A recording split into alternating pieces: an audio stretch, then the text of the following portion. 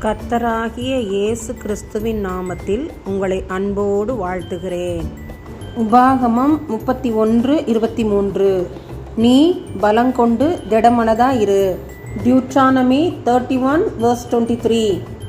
B strong and courageous. அன்பான சகோதர சகோதரிகளே, உலகில் நடக்கும் காரியங்களைக் கண்டு அல்லது குடும்பத்தில் நடக்கும் காரியங்களைக் கண்டு மனம் சோர்ந்து போனீர்களோ?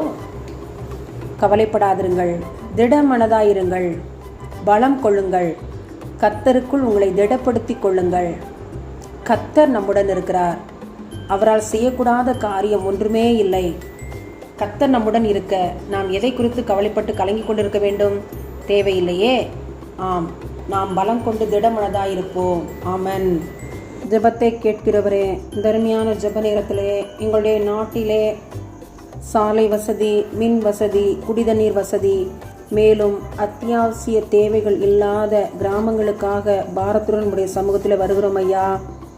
அரசு உயர் தலைவர்கள் மத்தியில் பேசுங்க ஆண்டவரே. அவர்கள் தண்ணீருக்காக எவ்வளவு தூரம் கடந்து செல்கிறார்கள் அப்பா. மின் வசதி இல்லையே சுவாமி, சாலை வசதி இல்லையே, அவசரத்திற்காக மருத்துவமனைக்கு செல்ல முடியவில்லையே. தேவனை இரக்கம் காட்டுங்க. வெகு சீக்கிரம் அவர்கள் விரும்புகிற இது போன்ற அடிப்படை தேவைகள் சந்திக்கப்பட தேவனாகிய கர்த்தர் நீர் கிருபை செய்வேனுமா நாங்கள் ஜெபிக்கிறோம்.